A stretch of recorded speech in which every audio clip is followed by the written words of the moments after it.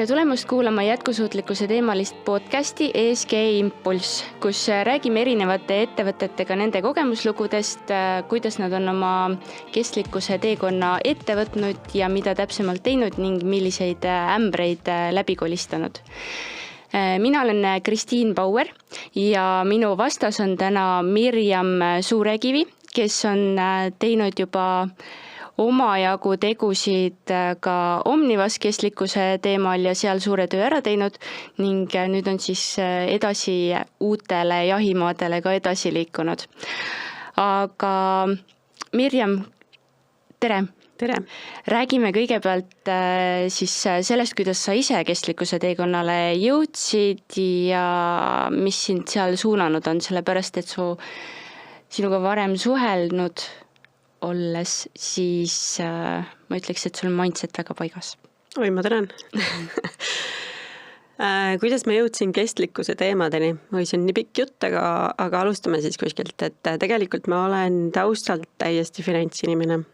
Olen töötanud juba, ma ei tea, 15-20 aastat finantsvaldkonnas, nii audiitorina kui siis erinevates ametipostides eraettevõtluses ja lõpuks jõudsin ka siis poliitikat kujundama, ehk siis olin Rahandusministeeriumis arvestuspoliitika osakonnas, tol momendil oli see arvestuspoliitika osakond. Ja võtsime vastu direktiive, siis võtsime üle audiitortegevusdirektiive ja raamatupidamisdirektiive. Ja mingil hetkel tuli sealt siis minu töölauale kestlikkusaruandluse direktiiv. Ehk siis sealt tuli see esimene kokkupuude kestlikkusega üleüldse. Ja mina siis aitasin kujundada Eesti riigi seisukohad kestlikkusaruandluse direktiivile ja vaidlesime kõikide Euroopa Liidu liikmesriikidega, et mis see ühine siis halduskoormus võiks üldse olla ja et kuidas seda üldse üles ehitada, et alguses tundus päris keeruline ja õudne, ausalt öeldes, kui see tuli see ettepanek, et selline direktiiv kehtestada, pluss see oli ju selles mõttes väga keeruline direktiiv üleüldse, et või nii-öelda seisukohti oli väga keeruline kujundada, sellepärast et standardeid ju ei olnud, aga direktiiv kehtestas standardeid, mida ei ole olemas ja meil oli väga keeruline mingit seisukohti üldse kujundada, et kui suur see halduskoormus siis ettevõtetele saab olema.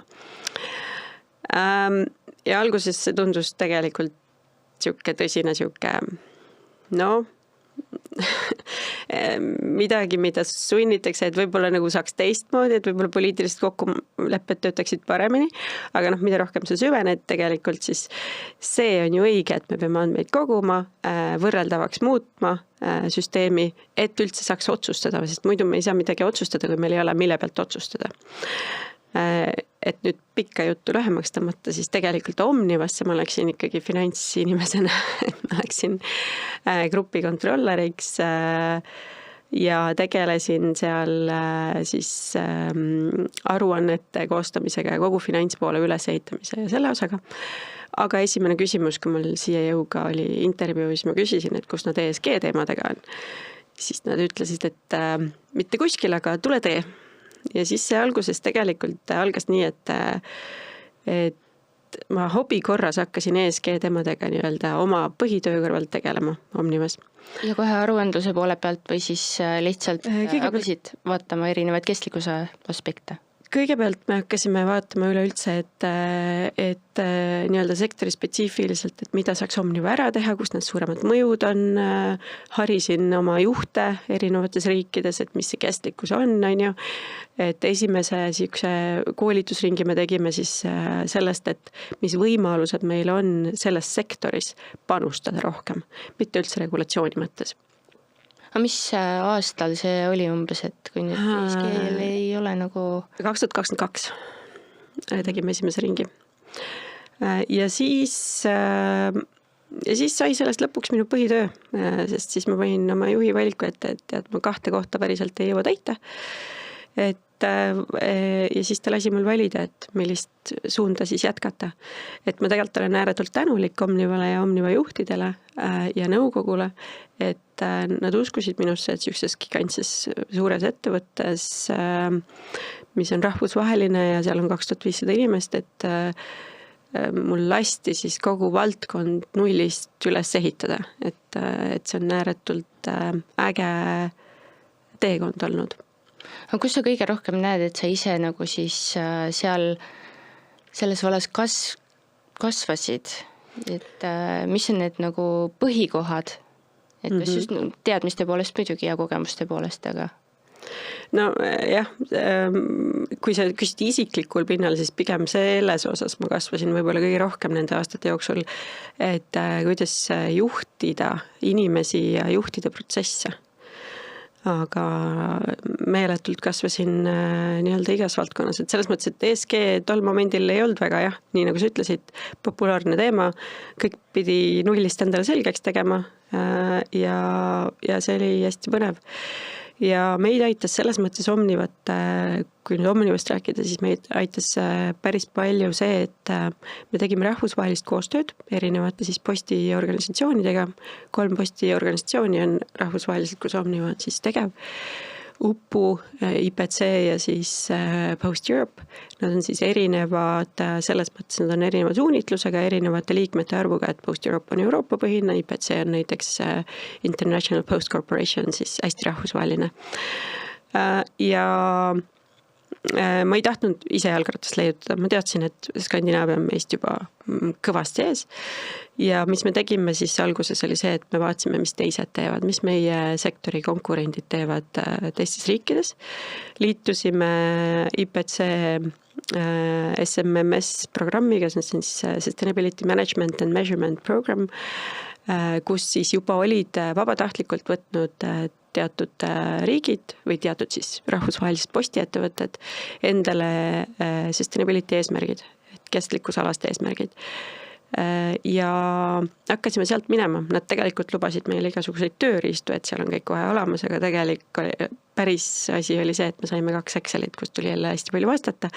Et tegelikult see kogu protsess on ESG mõttes olnud selline leiutamine. Kasvamine suuresti igatepidi. Yeah. Aga mõeldes nüüd seda, et Omniva ongi ju Eesti Postile kuuluv bränd, kaubamärk, siis kas riigi ettevõttes on siis need kestlikkuse teemad kuidagi teistmoodi liikuvad ka või kuidas te seal nagu seda... Sa pead ju ikkagi eeskuju andma. On ju, et kui sa oled riigi ettevõtte, siis sa pead olema kõigile eeskujuks, avalik tähelepanu on meeletu, sest et kõik kodanikud justkui eeldavad, et see on tükike tema ettevõttest, on ju. Et ja siis kui mingi kohustus tuleb, siis sa peaksid olema justkui see musternäide, aga samas kui me räägime kuludest või siis vahenditest, mis sulle eraldatakse, siis tegelikult keegi ei taha, et kuskil mingid kulud üldse tekiksid, et võimalikult väikeste kuludega võimalikult suuri asju võiks teha, on ju. Ja siis, kui me sealt nüüd edasi lähme ja natuke utreerime seda näidet, siis tegelikult see avalik huvi lõpeb seal ära siis, kus sa pead ise endale pakiautomaati valima, et kui Omniva on ikkagi 270, aga Smartpost on 269, siis sa paned sinna oma asjad, on ju. Et seal võiks iga kodanik natukene nagu rohkem ka võib-olla mõelda või panustada, et tegelikult nii on, et riik küll soovib ja omaniku ootus on suhteliselt nagu selline ambitsioonikas, aga vahendeid antakse üsna vähe ja kui sul tekibki mingi kasum juhuslikult, siis see ju võetakse teistpidi riigi eelarvesse kasutada, on ju. Et eks see natukene konfliktne teema on sinna sisse kirjutatud, aga jah, loomulikult avaliku huvi tähelepanu on seal oluliselt suurem, peaksid liikuma kiiremini, aga tee seda siis võimalikult väikeste vahenditega. Ja võttes nüüd seda arvesse, siis kui palju tuli ikkagi neid mingisuguseid kriitikanoote või midagi nagu selle kohta, et te nüüd olete hakanud liikuma sellisel ESG trajektooril? Ei tulnud üldse. Et pigem oli positiivne vastu? Et selles osas ei ole ühtegi negatiivset kommentaari mina vähemalt isiklikult kuulnud küll, et küll aga me saame iga päev, Omniva saab iga päev vastu päid ja jalgu selle eest, et ma ei tea, pakki juba kohale või kiri oli liiga hilja või valel aadressil ja nii edasi, et eks see maine kujundamine on seal teine teema, aga ESG mõttes ei ole keegi otseselt näpuga näidanud, et me midagi valesti oleks teinud või et miks me sellega tegeleme. Sest tegelikult me ju tahame kõik sellist teenust, mis oleks kestlik ja jätkusuutlik. Mis need kõige õpetlikumad hetked on olnud? Et sa rääkisid küll sellest, kuidas sa väga palju võtsid ikkagi Skandinaaviat endale eeskujuks, siis arvestades seda, et nad ikkagi alustasid täpselt samamoodi Exceliga nagu ka meil päris paljud ettevõtted tänasel päeval, siis mis on see siuke kõige magusam amps või mõte, mis sa sealt Skandinaavia poolelt oled kaasa võtnud? Selles mõttes on see päris siuke huvitav küsimus, see on kaheosaline küsimus. Esiteks see, mida sa mainisid Excelite kohta, see oli tegelikult IPC enda programm ja see on Belgias baseeruv on see IPC, on ju. Et tegelikult Skandinaavias kasutatakse ikkagi väga palju tarkvaralisi lahendusi ja väga, väga ägedaid ja väga innovaatilisi lahendusi. Et sinna jõuda on meil veel pikk tee minna. Oskad sa mõne sellise tarkvaraga välja tuua siin kohe, et mida sa võiksid soovitada siin? Jällegi see oleneb sellest, et mis sektoris on ettevõte. Aga kui me räägime nüüd ESG tarkvarast, mitte erinevatest muudest tarkvaralahendustest, mis aitaks siis näiteks, ma ei tea, mõõta CO2, siis ma tegelikult selle töö tegin Omnivas ära, et ma tahtsin väga võtta meile tarkvaralahendust ja loodetavasti nüüd see aasta see võimalus ka avaneb, sest et juhatuses ma selle ära kaitsesin ja eelarves on raha olemas. Et ma olen vaadanud neid väga palju, mul on selline suur Excel, kus mul on 12 erinevat tarkvara ja nende plussid ja miinused on kirjutatud üles, et sinu käest saab head nõu siis selles? Ja tulge minu juurde, ma annan teile head nõu. Aga kui sa tahad ühte konkreetset, siis mulle näiteks väga meeldib Workiva. Mis on selle plussid, miinused? Workiva lahendab sulle nii-öelda mitu asja ära, et ta lahendab kõige rohkem selle viimase otsa probleemi ära, kuidas koondada aruannet, mida sa teed esimest korda ja kuidas seda nii-öelda vundamenti selliselt laduda, et sul on pärast head protsessid seal peal, on ju, et sa ei pea hakkama nii-öelda siis ümber midagi tegema. Ehk siis sa saad sinna sisse ehitada materiality assessmenti, kõik ESRS-id on sinna lingitud, sa saad läbi nii-öelda selle ESG management poole saad hästi efektiivseks selle tööriistaga.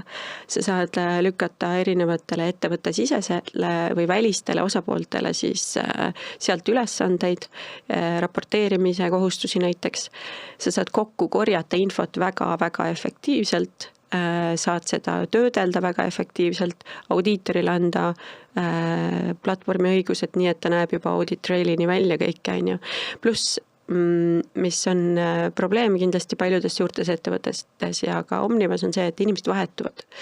Ja vahetuvad päris kiiresti ja kogu see info, mis ESG mõttes näiteks kasvuhoonegaasides korjasime mingit infot 1 korra aastas. Kui see inimene vahetus, siis järgmine inimene ei osanud jälle võtta seda nii-öelda juhtlõnga üle, kust need numbrid tulid, see võtab nii kaua aega, et siis nii-öelda järje peale jõuda, et kust numbrid tulid, mida tuleb täpselt raporteerida, miks üldse raporteerida, kõik see nii-öelda väljaõpetamine, on ju. Ja see ka, et kus siis inimene lõpuks need numbrid kätte saab. Kui see kõik info on sinna salvestunud, siis on kergem ka järgmisel see üle võtta. Aga kui palju ta ühildub mingite teiste siis platvormide ja tööriistadega, mis teil varasemalt kasutusel olid? Selles mõttes me tahtsime teda võtta kasutusele nii finantsi kui kestlikkuse poole peale ja finantsis aitaks ta samamoodi aastaaruande väga lihtsalt kokku panna, et sa kirjeldad seal juba nii-öelda need väljad ära ja siis ta tõmbab läbi API sisse, meil on kasutusel T365 ja siis juba vahetab need numbrid siis selles konkreetses versioonis ära, mis sa soovid. Et suhteliselt hea ja mugav tööriist. Loomulikult seal on vaja vaadata, et konkreetse ettevõtte mõistes, et kas see, ma ei tea, siis IT security on tagatud ja mis erinevatel ettevõtetel on ju erinevad andmelaod ja erinevad süsteemid kõik välja ehitatud, et see pool kindlasti tuleb konkreetselt ettevõttes analüüsida, aga jah, mina nägin, et meil oli sellest tööriistast oleks olnud kõige rohkem kasu. Aga teisi häid on veel ja erinevatele ettevõtetele sobivad kindlasti erinevad, et jah. Nendest, oma plussinimesed välja. Nendest me võime rääkida pikemalt, et milliseid on veel ja milliseid platvorme võib-olla teistele sektoritele soovitada. Kui nüüd ühe päevakajalise teema siia veel siduda selle Omnibussi, mis nüüd välja tuli, siis kuidas sa sellest vaatest, kas selle tööriista kasutamine, Workiva kasutamine nüüd kuidagi siis on ka muutumises? Ma ei ole kindel, et on nagu vajalik muuta, sellepärast, et Workiva tõmbab kõik SRS-id sinna ju automaatselt sisse ja need datapointid, mis siis võib-olla kunagi ära kaovad, need siis elimineeritakse lihtsalt, et selles mõttes otseselt ei ole vaja seda muuta standardi mõttes. Et ei ütleks, aga Omnibus üldse on väga huvitav ettepanek ja räägime ettepanekust, mitte regulatsioonist, et vaatame, kuhu me sellega jõuame. Mis sul enda mõtted selle koha pealt on? Poliitika kujundamisse üritan sealt välja tulla, mitte sinna sisse minna, et ühtepidi ma saan aru, loomulikult on vaja lihtsustada ja kirja pandigi väga keeruline standard. Et sellest pahameelest ma saan aru ja olen ka tundnud, et miks me kõike seda peame nii ja korduvalt esitama, et osad asjad on ju nii-öelda kattuvad, on ju. Teistpidi ma oleks oodanud võib-olla Euroopa Komisjonilt, et mõtleme kohe hästi läbi asju, on ju, ja kaasame võib-olla rohkem ja anname inimestele aega natukene nagu anda oma arvamust.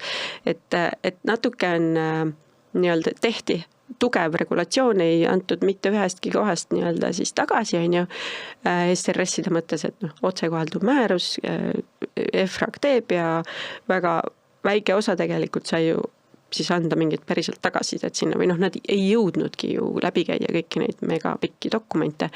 Ja teistpidi siis nüüd tõmmatakse niimoodi tugevalt tagasi, on ju, et see nagu ei ole, ma ei tea, siis ilus, aga kõik, mis täidab eesmärki võrreldavaks asju muuta ja päriselt asju teha selle eesmärgiga, miks me seda teeme, et lähme nagu sinna tagasi, miks me teeme kestlikkust, miks ESG on oluline. Et see ei ole selleks, et me mingeid andmepunkte lihtsalt täidaksime. Lähme sinna põhiolemuse juurde tagasi, siis loomulikult kõik need lihtsustused on vajalikud. Ettevõtte mõistes kindlasti aitavad kaasa siis sellele nii-öelda päris mõttele või päris eesmärgi saavutamisele. Aga auditi mõttes on mul veel, tahaks väga näha, mis asi on need guideline'id, mis sealt tulevad, et audiitor teeb tööd standardi järgi. Mina olen nii finantsaudiitor kui nüüd ka siis kestlikkusvande audiitor, et audiitorid teevad tööd standardi järgi, mitte guideline'ide järgi, et kuidas see juriidiliselt kõik kehtestatakse, kuidas see siduv on ja nii edasi. Loomulikult ettevõtte mõistes ma saan aru, et väga keeruline on, kui erinevad audiitorid räägivad erinevat juttu ja erinevad skoobid on siis samadel töövõttudel, on ju. Tegelikult seal standardi mõttes ma jälle ei näe seda probleemi ja selles mõttes, et audiitori vaates me ikkagi hindame konkreetselt neid asju, mis meile antakse ette. Standard võib-olla siis loob mingi selguse ja loodetavasti on ta siis piisavalt detailne, aga mitte jälle mingi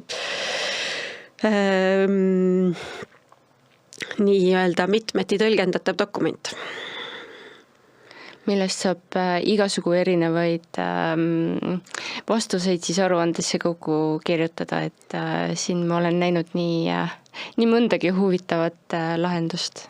Ja auditeerimise eesmärk on ju see, et tagada nende numbrite õigsus ja läbipaistvus. Et see kõik läheks võrreldavaks selliselt, et me saamaksime päriselt kahte ettevõtet võrrelda, et need andmed oleksid ausad ja läbipaistvad. Et lähme sinna hästi nagu basic printsiipide juurde, mõtleme niimoodi, siis me oleme õigel teel. Kas sa pead silmas ka seda, et seda narratiivset poolt oleks seal siis vähem? Omnibussi ettepanek on see. Ja ega lõpuks me ei suuda keegi neid 200 leheküljelisi aruandeid normaalselt läbi töötada, et eesmärk on ikkagi võrreldavuse tagamine ja sealt pealt otsuste tegemine, mitte me ei taha ju raisata aega, on ju. Et lõpuks on see, et sa paned 200 lehte ChatGPT-sse sisse, ütled, et ma tahan teada seda ja siis saad sealt vastuse ju, et tänapäeval meil on infoühiskond, meil on nii kiire elu, me ei jõua mitte midagi lugeda, mis on 200 lehte pikk. Ma loen praegu raamatut, 700 lehte pikk, juba põnev on. Aga alguses eile jõudsin kell 1 öösel mingi 600 leheküljeli. Jube põnev on, aga alguses hakkad mõtled, et kust ma selle aja võtan, et seda raamatut hakata üldse lugema, et see elukiirus või info peale või see üldse, et mida ma valin infokanalite osas, mida ma tarbin, on tänapäeva nagu ühiskonnas võib-olla selline kriitiline. On väga palju neid ka, kes võtavad endale siis ette ühe AI tööriista, lasevad sealt siis selle kokkuvõttega teha, aga hoolimata sellest, et kas seal siis nagu see kokkuvõte on ka adekvaatne või mitte, et ma olen sealt ka kokkuvõtted tehes olen päris huvitavaid vastuseid saanud. No AI on väga hea tööriist, mina kasutasin seda väga palju, sellepärast et Omnivas ma olin nii-öelda üksinda on ju tihtipeale ja siis sparringupartnerit ei olnud, AI aitas mul kas Copilot või ChatGPT aitasid mind nii-öelda selles osas välja. Aga kui ma AI-ga paneks teksti kokku, siis ma saaks niisuguse poliitiliselt korrektse, mitte midagi ütleva teksti, et kas me seda tahame, tõenäoliselt mitte, on ju. Et siin on nagu valikute koht. Aga ta aitab kindlasti, et suurtest dokumentidest leida mingeid kohti, jah, kindlasti. Aga kui sa nüüd aruande tekstid hakkad AI-ga kokku panema, siis kas see on pigem nagu õige või vale, et mida sa nüüd oma vandeaudiitori tausta arvestades selle kohta nagu ütleksid, et kas ta kuidagi võtab seda teksti ka teistmoodi kokku, et sa ütledki, et on kuidagi nagu... Ma ei ole kunagi pannud aruande teksti kokku AI-ga. Ma kasutasin teda hoopis teistel eesmärkidel, et mitte kestlikkusaruande koostamisel. Kindlasti ta aitab sul, ma ei tea, meilis pehmemalt oma sõnakasutust, ma ei tea, siis natukene paremini kirja panna ja nii edasi, aga aruandes võiks ikkagi jääda selle juurde, mis standard nõuab ja mis sa tahad öelda oma ettevõtte kohta ja mis on oluline ja adekvaatne ja tegelikult AI, kui sa tihtipeale vaatad neid aruandeid või üldse, kuidas AI sõnastab neid asju, siis ta ütleb hästi nii-öelda üldsõnaliselt ja võib-olla natukene liiga laialt. Et lõpuks audiitori tuleb küsib, et sul on siin kirjas, et sul on kõik HR põhimõtted kooskõlas mingi suure rahvusvahelise standardiga, on ju, et tõesta ära mulle see. Ja siis sellest AI sõnastamisest oli tõenäoliselt vähe kasu, et siis sa pead päriselt suutma tõestada audiitoritele, et jah, näed, ma olen mingi ILO-ga kooskõlas näiteks. No see on väga oluline igatepidi, kui sa oled midagi kuskil väitnud konkreetselt, siis pead konkreetselt ka ära kirjutama selle, et kuidas ja mida sa tegid ja milliseid andmeid ja milliseid allikaid sa oled kasutanud seal. Arvestades su vandeaudiitori tausta, millised on siis need põhiootused just nagu ESG poolele, et mida ettevõtetelt ootate? Audiitorina? Jah.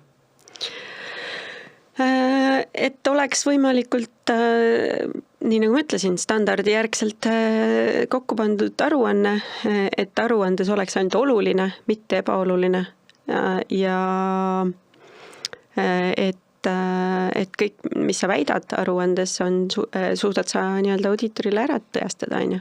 Et seda ootadki ja audit trail on väga oluline. Audit trail on siis eesti keeles nii-öelda see auditi jälg, on ju, et kuidas sa jõudsid nende numbriteni, mis sa siis väidad seal kestlikkusaruandes või siis ka tekstini, on ju, narratiive osa, nii et see on väga lihtne selles mõttes. Et neid aspekte tuleks silmas pidada ja siis võiks nagu saada ilusti liikuma. Aga jätame korraks selle aruandluse poole nagu nüüd kõrvale. Vaatame, mis see Omnibus meile täpsemalt siis ütleb ja mis sealt välja tuleb. Aga räägiks natukene lähemalt võib-olla sellest, et mida te nagu päriselt olete kestlikkuse vallas siis ära teinud just Omniva vaatest ja et mis on need nii-öelda parimad praktikad. Ja ma saan nüüd rääkida minevikust, sest et Omnivaga ma enam aktiivselt ei tegele, aga mis me tegime, oli see, et me siis tegime Omnivale double materiality assessment'i, räägime eesti keeles siis, tegime 2 olulise hindamise, tegime seda mitmes etapis, kaasasime väga palju nii ettevõtte seest, siis stakeholder eesti keeles on sidusrühmasid ja et nii siis mul on ka töökeel on inglise keel, Omnivas on töökeel inglise keel, et päris keeruline on vahepeal eesti keeles midagi rääkida, kui sul on kõik ingliskeelsed definitsioonid ja trenduvad peas. Et siis kuhu me oleme jõudnud on see, et meil on Omnivas ESG strateegia olemas, ESG siis juhtimispõhimõtted ehk siis governance dokument, kes vastutab mingite eesmärkide saavutamise eest, on seal siis välja toodud, on ju. Meil on Omnivas ESG eesmärgid kehtestatud, meil on siis, nagu ma ütlesin, juhtimisstruktuur tagatud nõukogu tasemel, nii ehk siis meil on ESG komitee nõukogu tasemel ja me oleme siis suutnud need protsessid selliselt üles ehitada, et nüüd me aktiivselt kirjutame neid nii-öelda siis teekaarte nendele eesmärkidele taha, mis on ajas pidevalt muutuvad, sest et äri muutub ja kõik võimalused muutuvad, on ju, ja finantsolukord muutub nii meie ümber kui meie sees. Et selles mõttes on olnud hästi põnevad ajad. Oleme päris palju suutnud ära teha ja kindlasti on nüüd uutel inimestel põnev aeg ees, et kuidas siis ESRS-i osas nii-öelda, mis mul pooleli on ESRS Gap Analyze, on ju, et me vaatasime üle, et kus on meil juba andmed olemas, kus ei ole, et nad nüüd saavad siis selle ellu viia, ehk siis et nii-öelda ESRS-i mõttes vaadata üle, kas kõik andmepunktid meil on olemas, kui ei ole, siis kehtestada sinna taha mingid protsessid, kuidas neid kogutakse ja nii edasi. Et sealt saab ainult edasi minna. Pluss me siis, mis me kliendi vaates tegime, on see, et meil on võimekus anda välja CO2 raporteid klientidele ja seal me ka arendame uusi siis lahendusi, et klientidele saaks veel parema raporti, veel efektiivsemalt ja et andmed tuleksid ka efektiivsemalt kokku. Annate need raportid klientidele välja, mis nad edasi teevad nendega? Kuidas nad teid hindavad? Me oleme ju otseselt kellegi Scope 3-s, et see oli hästi põnev, et alguses, kui me tulime välja selle nii-öelda algatusega, et me peaksime hakkama CO2 arvutama ka kliendi vaates, siis see oli teoreetiline algatus. Me hakkasime alguses mõtlema, kuidas seda üldse tekitada, sest ükski klient ei olnud veel küsinud meilt sellist raportit. Selle algatuse käigus esimene suur klient küsis meilt seda raportit ja nüüd küsib väga-väga suur osa meie klientidest sellist raportit, sellepärast et kõik on hakanud tegelema ka Scope 3-ga. Et kõik hakkasid nii-öelda oma kodust pihta Scope 1-2-ga, aga nüüd tahavad ka nad kõik transpordipartnerite CO2 saada. Ja kõik need päringud, mis meile sisse tulevad, on totaalselt erinevad, et pole ühtegi sarnast. Mis teeb selle olukorra keerulisemaks on see, et siis sa pead kohandama oma raporteid kogu aeg kliendi vajadustega. Et mis selle nii-öelda siis parenduse eesmärk ongi see, et tagada siis selline raport, et kliendid kõik oleksid rahul, aga samas, et me saaks andmeid ka hästi efektiivselt ja see käsitöölg seal väheneks seal taga. Standardiseerime ja natukene ja siis vaatame ka, et rahvusvaheliselt, et vaatame ISO poole ja vaatame Kleki poole ja et kuidas arvutada siis rahvusvaheliste standardite alusel CO2, et kõik oleks ikkagi nagu by the book. Mis need põhierinevused on seal erinevate raportite vahel, mida te siis edastama pidite?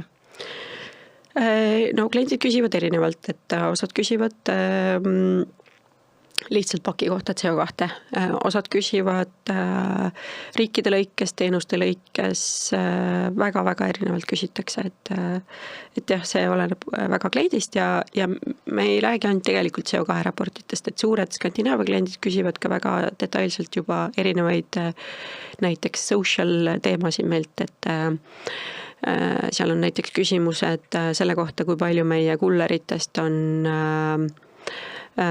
siis erinevates ühesõnaga, et kuidas me tasustame oma kullereid, kuidas nende töötingimused on tagatud ja nii edasi, et seal on nagu juba väga detailseid küsimusi ka. Kas see aitaks kuidagi, kui see pool siis ülemuslikult ära standardiseerida? Omnibus ju seda ka lubab. Et kuidas sa selle poole vaatad, et lubadus on jah küll, juba jõudsime tagasi Omnibussi juurde. Et no see sõltub, on ju, et noh, kuidas ma ütlen, ESG on hästi tugevas arengufaasis praegu, et kõik üritavad midagi arvutada, loomulikult kõige õigem on arvutada ühtsete standardite alusel, see on kõige nagu mõistlikum ja loomulikum ja see täidab siis ainult ka eesmärki, et muidu meil ei ole ju mõtet neid arvutusi teha, igaüks teeb oma arvutusi. Et ma olen väga selle poolt, et nii-öelda oleks ühtsed nõuded, ühtsed standardid.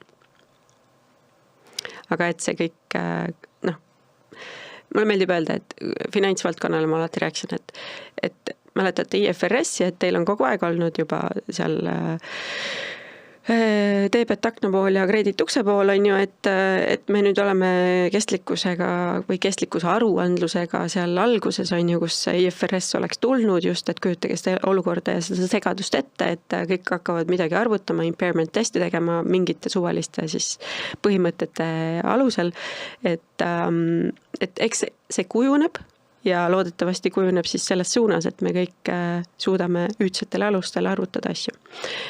Seda näiteks rahvusvaheliselt korporatsiooni tasemel me ka tegime hästi tugevalt koostööd, näiteks IPCs oli siis Carbon Footprint Initiative, kus me siis käisime läbi kõik erinevad standardid, mis siis need konkreetsed riigid kasutasid.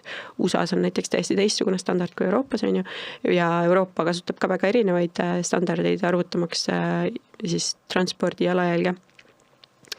Ja siis me ütlustasime neid põhimõtteid ja siis nemad siis pakkusid omalt poolt siukse lahenduse välja, et nad töötavad välja IT-lahenduse, kuidas siis neid kõiki arvutada ühtsetel alustel, et oleks võrreldavus. Ja milleni siis jõuti? Kogu see töö on nii-öelda teoreetilisel baasil ära tehtud, nüüd on siis IT-lahenduse siis koostamise moment, et nad seal teevad seda. Ja tegelikult ka transpordi sellel ESRS-i sektori spetsiifilisel transpordistandardil juba drafti kujul mainiti ära, et transpordiettevõtted võiksid kasutada ISO 14083 oli järsku see number ja arvutamaks siis klientide CO2 on ju, et sellest me siis lähtume.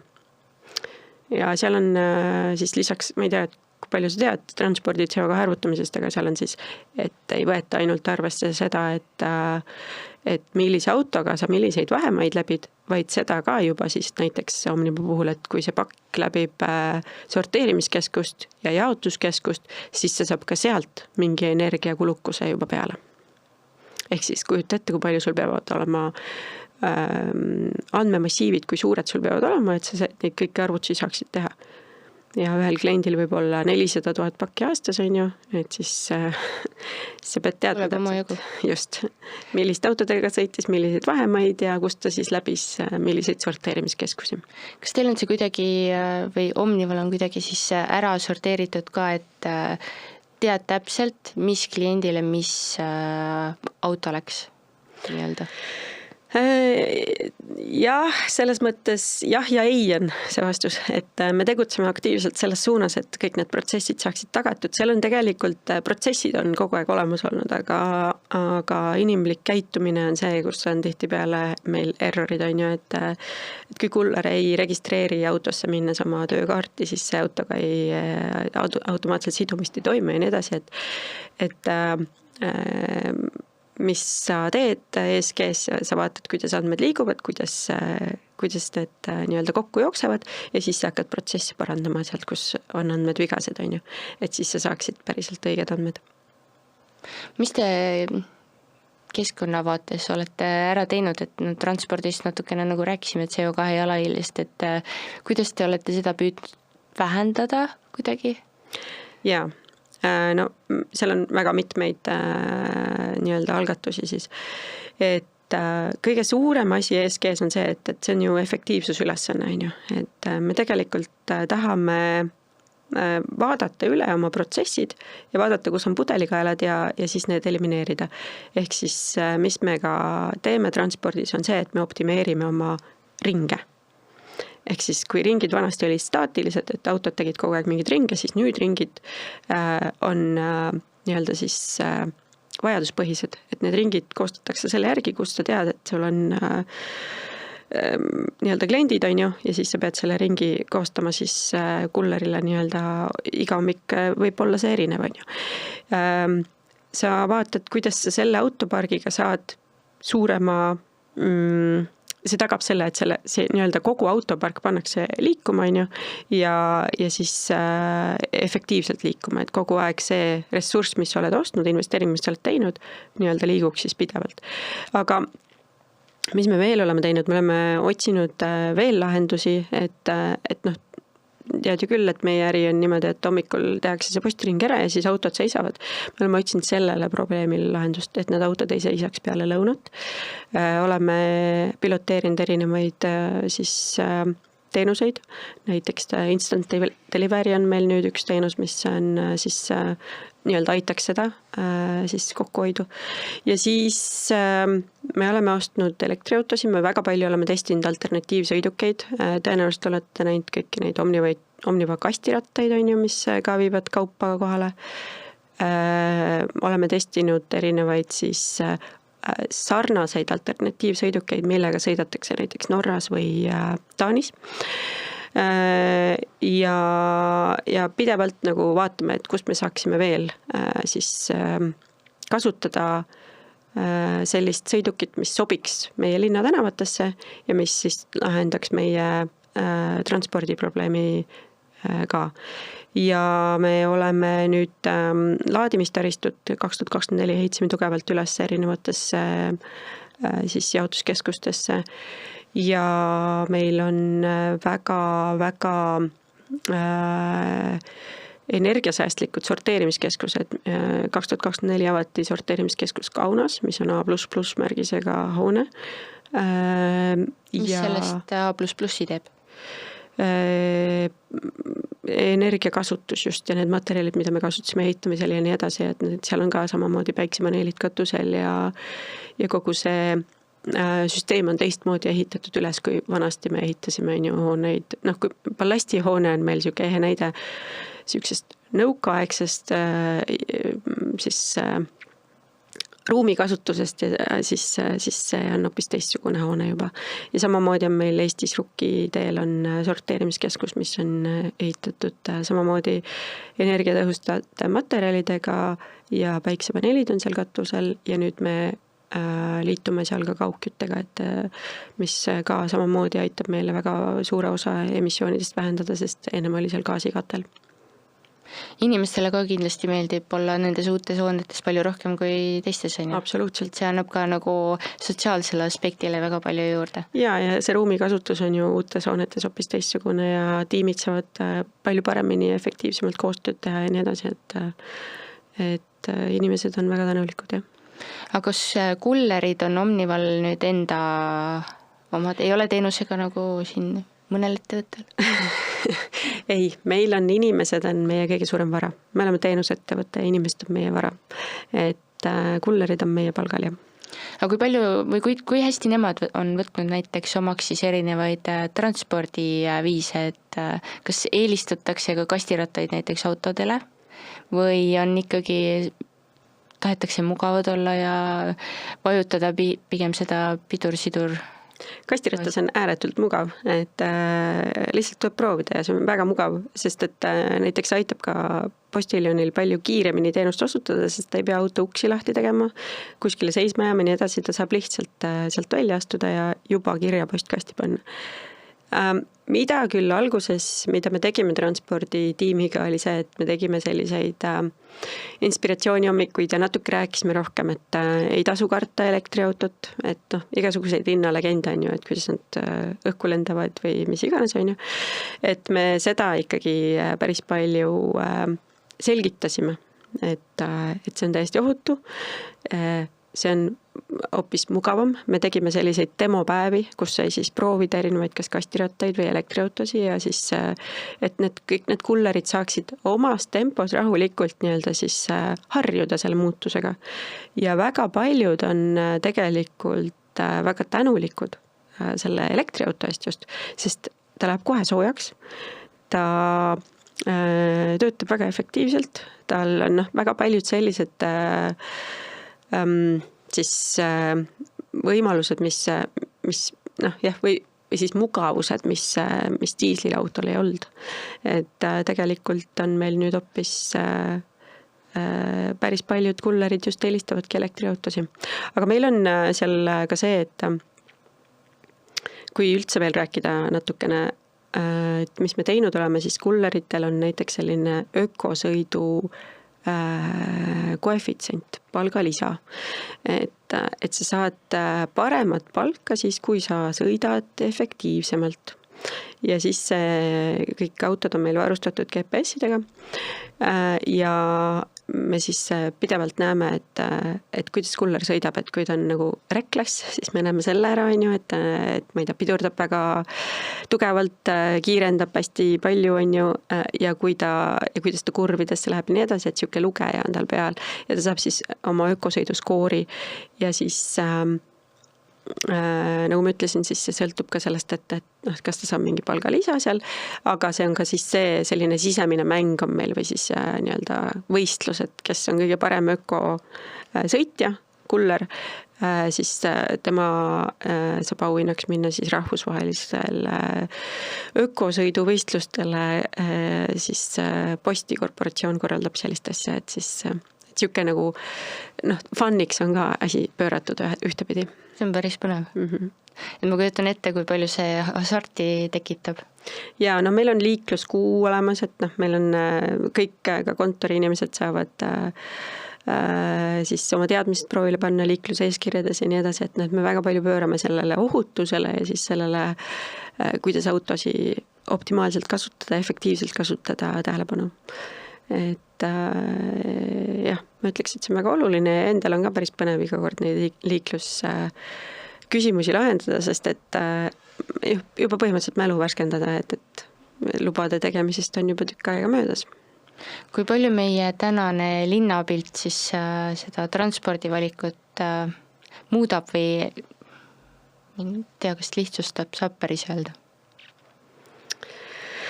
Need tänavad on ju, need kastirattad sõidavad ju pigem nagu kõnniteel. Ja seal on hästi palju siukseid küsimusi, et poliitika kujundamine on alati see, et ma ei tea, kas sa oled kursis, aga linn vahepeal tahtis teha, et kullerid ei tohi üldse peatuda mingitel kõnniteedel ja nii edasi, et on ainult mingid peatumiskohad. Et seal on ühtepidi väga õige, ja teistpidi kujuta nüüd ette, et sul läheb kuller siis esimesse lähemasse parklasse, mis on võib-olla 5 minuti kaugusel ja siis hakkab sealt su külmkapiga tulema, et siin on nagu see, et tõenäoliselt tuleks loomulikult linnapilti puhastada autodest ja linnavõimul on õigus selles mõttes, aga teistpidi mingid mõistlikud asjad peaksid ikkagi säilima, et eks see on siin kompromissi kohta, aga õnneks nad väga palju kaasasid ka teenusepakkujaid ja eks siis see kompromiss tuleb sealt, et loomulikult meile kõigile meeldiks, kui me saaks linnatänavatel sõita niimoodi, et oleks piisavalt autosi, aga mitte liiga palju ja et oleks rattateed mõeldud ratastele ja jalakäiguteed siis inimestele on ju. Nii oleks seal lihtne liikuda. Sotsiaalse poole pealt, Mida te veel olete nagu Omnimas ära teinud, mis on sellised head ampsud, mida siis ka teised ettevõtted saaksid näiteks rakendada enda poole peal? Et kas on midagi sellist erinevat, põnevat? Erinevad põnevad sotsiaalse poole peal. No sotsiaalse poole peal see on nüüd 2 versiooni, on ju, meie enda töötajad ja siis kõik meie kliendid ja meie teenused, on ju, et meie üks ESG eesmärke või 2 ESG eesmärke on sellised, et tagada siis ligipääsetavus meie teenustele. Ja mida me mõtleme ligipääsetavuse all? Seal on siis 2 nüanssi, nagu ma ütlesin, füüsiline ligipääsetavus ja digitaalne ligipääsetavus. Ehk siis, mida me hetkel praegu teeme, on see, et me vaatame üle kõik oma digitaalsete teenuste platvormid ja testime neid ja vaatame, et kas kõik meie teenused on ligipääsetavad ka nendele inimestele, kellel on mingi, ma ei tea, näiteks nägemispuue või siis mingi muu siis jah, puudus või noh, ei saa öelda puudus, aga et ühesõnaga, et kõik need teenused oleksid ühteviisi ligipääsetavad sulle kui ka sinu lapsele ja vanaemale sisuliselt, on ju. Et ja teistpidi me vaatame samad asjad üle füüsilise ligipääsetavuse osas, et kas pakiautomaadist saab sinu laps paki kätte ja kas see on mugav, kas ratastoolis inimene saab seal enda ratastooli ümber pöörata, kas tal on kõik võimalused olemas ja nii edasi ja samamoodi ka postkontorites ja nii edasi. Ehk siis me teeme sellist tugevat kaardistust, tegelikult kaardistus on meil juba tehtud, nüüd meil on koostamisel sellised siis plaanid, et mida me muudame, kuidas me muudame, et kõik saaksid meie teenused kasutada ühteviisi. Kui ma mõtlen nüüd ratastoolis inimese peale ja selle peale, et ta peaks minema pakiautomaadist siis pakki võtma, tabloo on vist iseenesest sobiliku koha peal, et sealt vist näeb selle ära, aga kui see pakk on nüüd üleval kuskil, kas tal on see ongi see probleem, et hetkel ei ole tal nagu head lahendust, et me tegelikult tahame sellist arendust teha, et ta saaks siis valida, et ta tahab alumist pakki või et tal ongi mingi alla mingi kõrguse võiksid need pakid temal olla. Et nii nagu sa saad valida täna oma lemmik pakiautomaadi automaatselt, on ju, ja siis ta on igal pool sul seal esimene, siis samamoodi tahaks ka selle sinna nii-öelda automaatsettingutesse paika panna, et sa saad siis kõige õigema kõrgusega siis kohast selle kätte.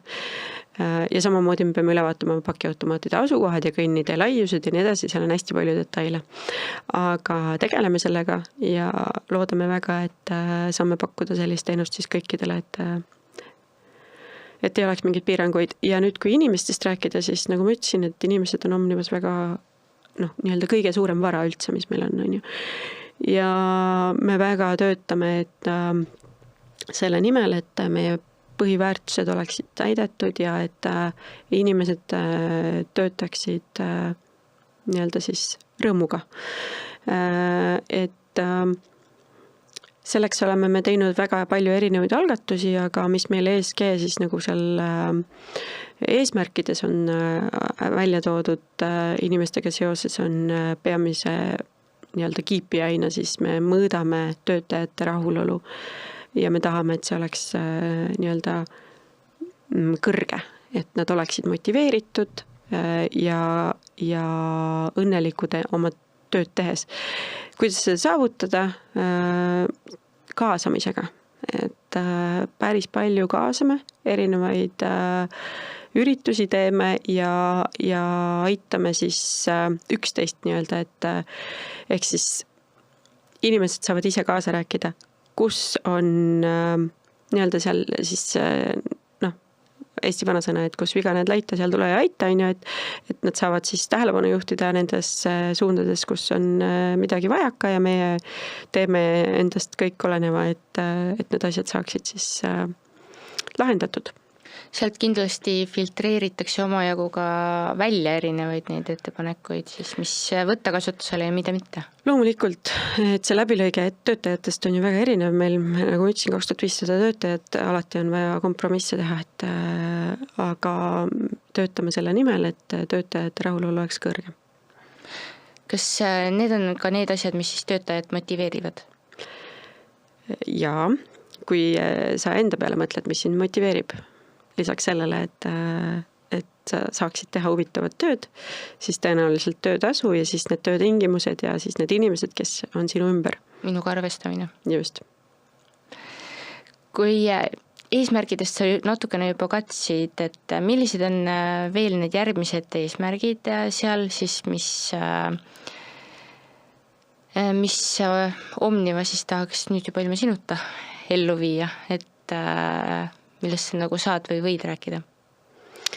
Need eesmärgid on kõik avalikud, et kõik võiksid minna vaatama Omniva kestlikkuse lehte ja seal on nii kestlikkuse aruanne kui ka need eesmärgid välja toodud.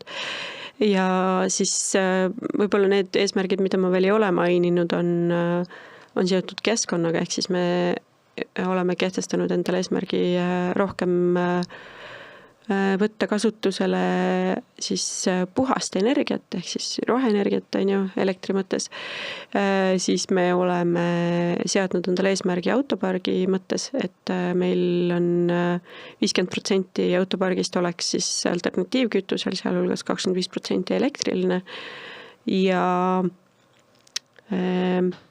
Scope 1-2 me soovime vähendada -50% CO2 aastaks 2030, Scope 3 -25%. Et põhimõtteliselt see on siis nagu kogu see läbilõige, et kõik need detailsed eesmärgid on seal scorecardil kirjas. Loomulikult me arendame veel, mida ma ei maininud, on see nii-öelda pakendite teema, on ju. Et Omniva on selles mõttes huvitavas positsioonis, et me justkui nagu ise midagi välja ei saada, kõik on kliendi pakendid, aga mida me saame teha, on mõjutada.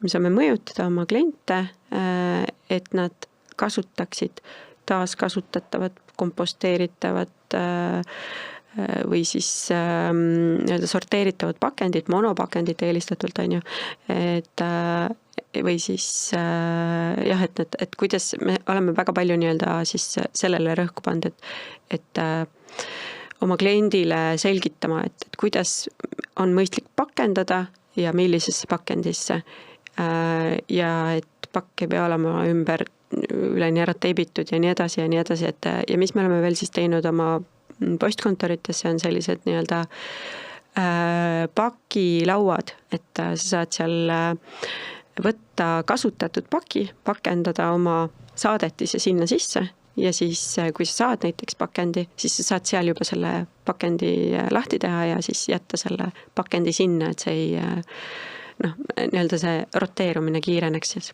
Järgmisele kasutajale. Kas seda suunatakse ka kuidagi postkontoris siis? Ja ikka, et seal postkontoris on sellised ilusad pakkimislauad olemas, et minge vaadake kindlasti, et kõik jõulukingid saab sealt ära saata. Nüüd uuel aastal jah, et siis nüüd, ma ei tea, minge vaadake, ma ei tea siis, mis see järgmine püha meil on. Nagu pakke tahaks kogu aeg saata. On ju. Kas Omniva teeb ka koostööd mingite erinevate pakendiettevõtetega, kes meil on Raiku, on Voola. Ja me müüme, meie üks eesmärke on müüa ka, et see pakend, mis me ise pakume müügiks siis seal postkontoris. ESG eesmärk on siis, et 2026 oleks ainult selline pakend, mis vastab konkreetsetele siis nõuetele, et on kas ringlusesse võetav, komposteeritav või taaskasutatav ja me müüme nii Voolat kui Kiudi näiteks, et Kiud ka, jah. Ja mida meil on, mis eesmärk on meil veel, on see, et me tahame tegelikult tuua turule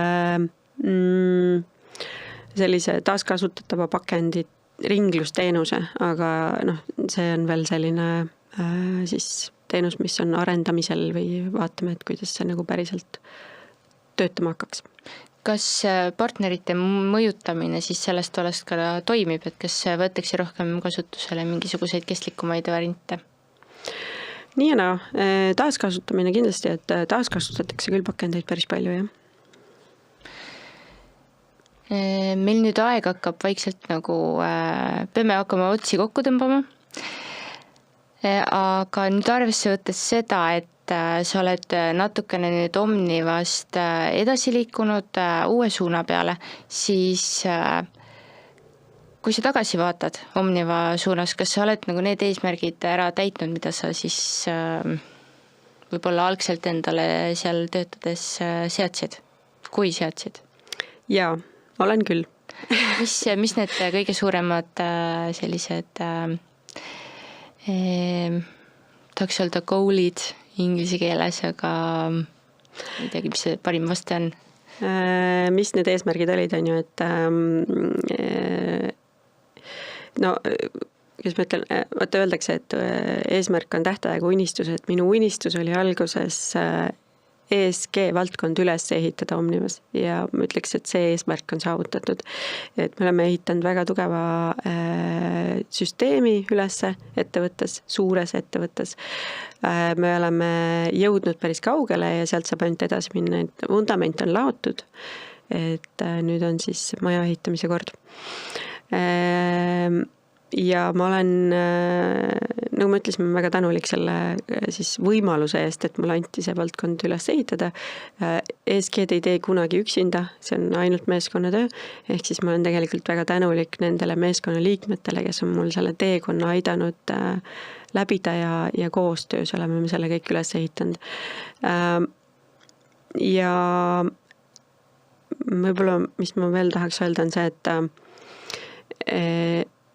et alguses ongi oluline see fookus paika panna just selles osas, et mida kuidas ettevõtte mõjutab ja kuidas see keskkond mõjutab ettevõtted, ehk siis see kahese olulise hindamine on väga oluline protsess läbi käia korralikult, mitte lihtsalt paberi peal, sest et siis sa saad ka need päris eesmärgid ettevõttele, et need ei pea olema alati need, mis on kuskilt standardist tulenevad või tavalised sektori eesmärgid. Näiteks sellist ligipääsetavuse eesmärki mina ei ole varem kohanud teistes ettevõtetes nii väga, kui et selle me seadsime nagu puhtalt oma teenuseid ja oma turgu arvesse pidades ja me tahame olla kliendile lähedal, kliendiga koos, on ju, et see on meie põhifookus olnud kogu aeg.